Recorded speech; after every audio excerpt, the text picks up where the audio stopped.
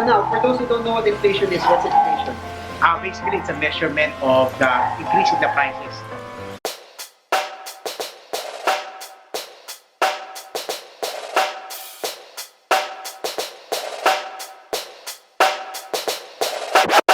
Hi, I'm Randall Chelson and I'd like to invite you to Icon 2018 in Davao. It's going to be at the SMX Lana.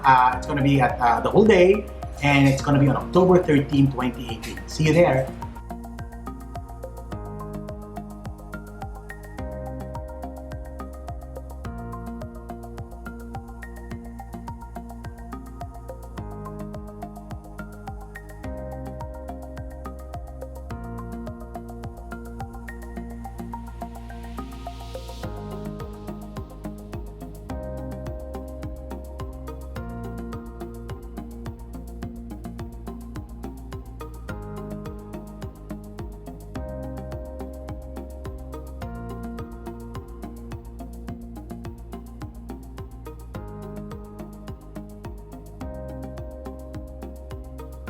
So we're cooking steak now. Yes.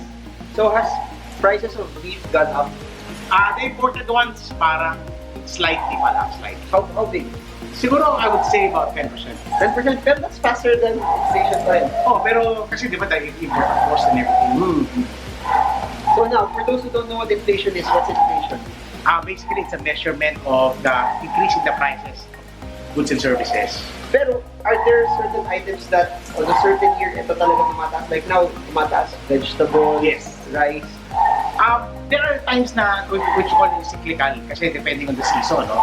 Kamukha ngayon, pag bagyo, you expect, lalo na sa Manila, you expect prices of vegetable to go up. That's one. That's a cyclical inflation, but normally it goes down.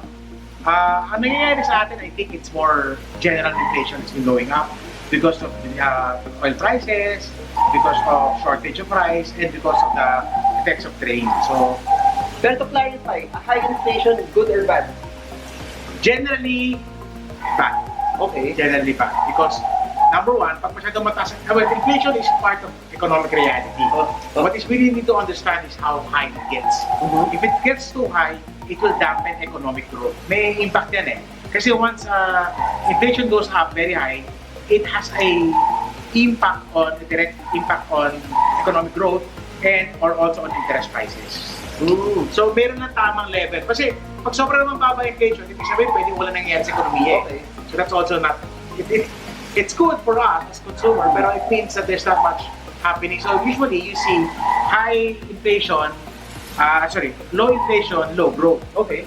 But the Philippines was in a low inflation, high growth for a few years. Okay. But now we're both in a high inflation, high But growth. when we were hitting below 3% inflation, it doesn't mean na masama economy natin nun.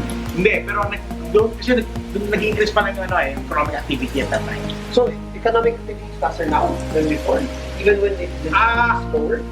Yes and no, because madaming capital expense ngayon. But that's why in the GDP mataas You know, yung investment, no? niluluto, di ba, wait tayo. Di ba, ikaw na makakain. Okay, tapos. So I'll just have to click. Okay, flipping. This is a very... Ang flipping po, hindi na po sa property, pati po sa steak. Whoa! Pero, are you under the theory that you only flip once? I only flip once. No, I have to switch the orientation of the steak. Number one, to get the grill marks, and to ensure equal cooking. Okay. So, more than one flipping. Flip kasi binaliktad mo eh. Okay. Change ko lang yung orientation niya. Okay. So, back to economy. You were saying that before we're seeing more economic activity now than before. Kasi taas ng di ba? There's gonna be a lot of movement in capital goods and services, infra. So there's a lot of this investment type of kasi ang GDP maraming component yan, ano? So nakita mo, tumaas sa atin yung investments. Okay. When you say investment, it's not the stock market, no? It's not. It's the durable goods and services. Durable goods, sorry. Durable equipment, and stuff like that. So inflation basically is prices going up. Yeah. Okay. But will it, as it goes up, sino nag-dictate nun? Anyone can just raise prices and it will be part of inflation already? Alam mo, ano yan eh, it's always gonna be ruled by supply and demand. Example, if you raise your price too much, nobody will buy. Okay. People are not willing. Pero for example, I am one of the top, I guess, importers of, say, tomato here. Then I say that, sige, taas tayo ng presyo. I corner the market naman so that everyone will... Yun again, that's why we don't like monopolies and everything because they can, kawawa ang tao because of the prices. So that's why, basically, we let the market forces come in. But sometimes the government needs to intervene when runaway prices, like what's happening in the rice, mga ganyan. Kasi nagkakaroon ng cartels, dangerous yan. Okay, so inflation is higher, yun yung pagtaas ng bilihin. Is it possible that when we hit 6% inflation, we go down to say 2% or 1%? Does that actually mean prices will go lower? Hindi na. But basically, yung prices goes up whether you like it or not. It's just how fast they go up. Okay. So when they're going up at 6%, and then it goes down to 2%, ibig sabihin, price increase will now be just at 2%. Kasi pag mabagal yung increase, kaya natin i-accommodate. Kasi tumataas din naman ang income eh. So, yun nangyayari. Problema na, pag masyado mabilis, baka yung growth natin, yung income natin, hindi humabol. Nagkakaroon tayo talaga ng, nararamdaman ko talaga yung prices. So, yun yung magiging problem later on, that if wages don't follow? Yeah, if growth, basically, that's why when you look at the inflation, you look at the stage as a whole, macro. Okay. Hindi naman, like, so you have to make sure that the economy grows faster than inflation. Which is, we're in a quantity now because now, our inflation is faster than our growth rate. Okay. So yan, for me, it's a danger sign. That's why you have to, but it's temporary. We're praying that it's not gonna be, it's gonna slow down. Okay, so Time to flip. Time to flip. Okay, flip first. So basically, guys, inflation is prices moving up, determined by a lot of market forces. Okay, so let's look at the flipping first. Uy, color brown na. Whoa. Now make sure that we get the right ano. Pero historically, yung mga, syempre steak is basically not really a necessity, but Oh, syempre. It's for the only reason I'm preparing because Marvin is here and he's used to this kind of. no naman, but it's considered I guess more luxurious. Yeah, Pero it's a Marvin dish. no, but my question is, yung mga ganyan, does that go up in does the price of steak or other items that are not basic necessities go up higher? They go up kasi remember ang baka.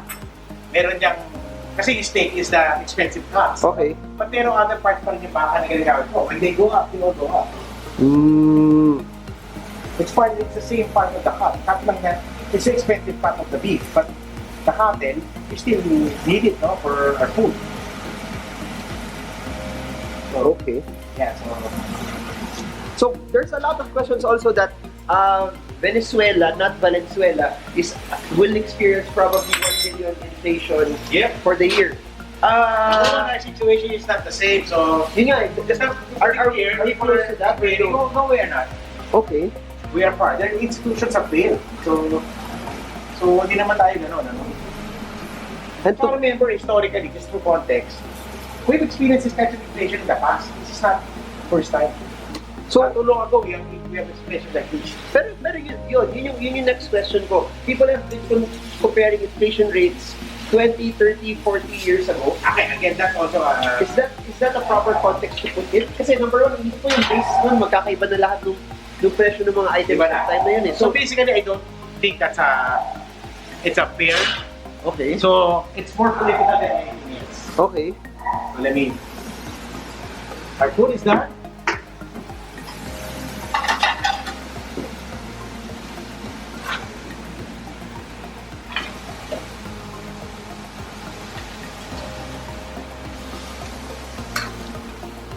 So the food is done. So this is Marvin's share. Whoa.